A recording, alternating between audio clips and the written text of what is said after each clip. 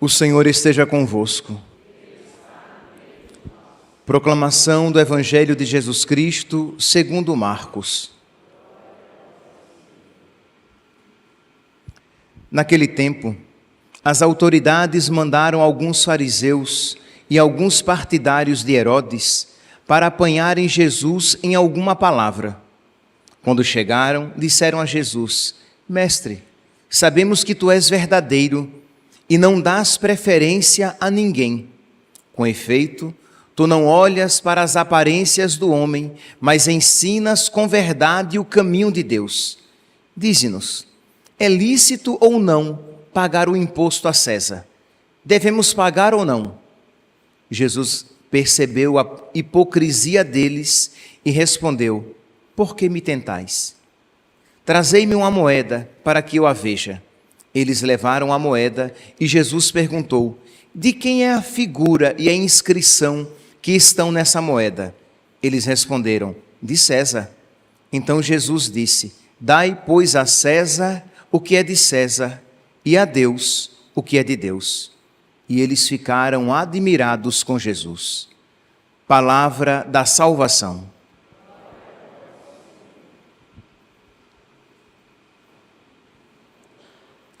Caríssimos irmãos e irmãs, apenas uma rápida palavra sobre o Evangelho de hoje.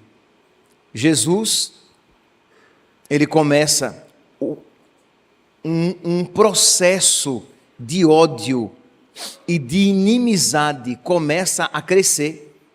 Nós percebemos já algumas leituras que este ódio a Jesus começa a crescer cada vez mais. Então, os fariseus, saduceus, chefes do povo, partidários de Herodes, que viam em Jesus uma figura contrária aos seus interesses, eles querem então pegar Jesus com alguma palavra.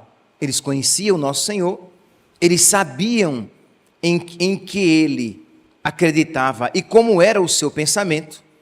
Então eles tinham esse desejo, esse intuito para pegar Jesus em alguma palavra e ter um motivo para prendê-lo, quiçá até mesmo matá-lo. Pois bem, então eles vão a Jesus e apresentam esta situação em que ele, se ele dissesse que era lícito pagar o imposto a César, ele ficaria mal com o povo, que ficaria com raiva dele, porque ele seria tido como alguém que colaborava com o sistema. Mas se ele dissesse que não era lícito pagar o imposto a César, ele ficaria mal com César, com o poder civil, com o poder político, e aí ele seria preso. Então, ou ele perderia a sua autoridade com o povo, ou ele cairia na desgraça do governo. Então Jesus é colocado nesta situação, nessa encruzilhada, e Jesus, a sabedoria infinita, dá uma resposta desconcertante. Dai, pois, a César o que é de César, as coisas mundanas a ele devidas, dai a ele. A moeda não tem a inscrição dele? Pois bem, dai a César o que é de César, mas a Deus o que é de Deus. E aqui, meus irmãos, os cristãos, durante séculos, sempre compreenderam em que consiste esta palavra, dar a Deus o que é de Deus. Nós somos de Deus. O nosso coração é de Deus. O nosso amor é primeiramente devido a Deus. A nossa vida a Ele pertence. Dai a Deus o que é de Deus, e a César o que é de César.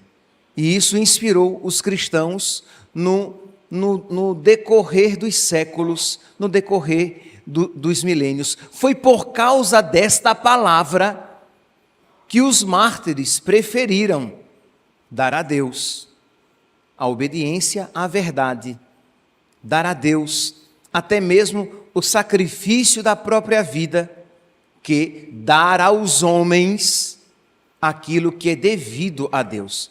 Então, ontem mesmo nós celebrávamos São Carlos Luanga e seus companheiros mártires de Uganda, e eles preferiram a morte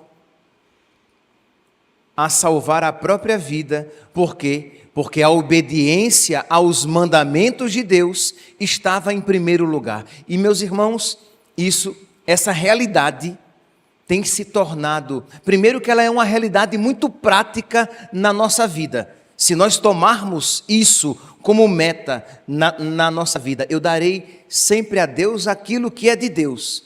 Então é justo, por exemplo, que eu dê o domingo a Deus, porque o domingo é o dia do Senhor. Então eu vou viver o domingo intensamente. Mas é também justo que eu tenha momentos no meu dia, em qualquer dia, porque é justo que eu dê algo do meu tempo a Deus, porque todo o tempo que eu tenho é de Deus, foi dado por Deus a mim. Então é justo que eu seja fiel a Deus e aos seus mandamentos no meu dia a dia. Por quê? Porque eu sou de Deus, porque eu pertenço a Deus, e eu então darei a minha obediência primeiramente a Deus. Então isso é um princípio santificador de todo o nosso dia, no dia a dia. Mas não tenhamos dúvidas de que neste mundo, até mesmo neste país que tem se tornado cada vez menos cristão, esta obediência devida a Deus, aos mandamentos de Deus, a Cristo e a sua igreja, tornarão a nossa vida, meus irmãos, cada vez mais insegura neste mundo.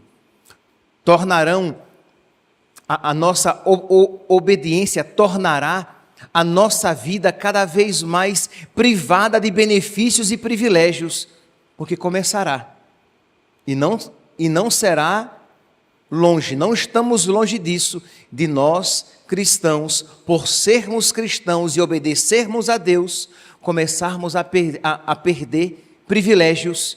Por quê? Porque a nossa atitude é uma atitude de desobediência civil, é uma atitude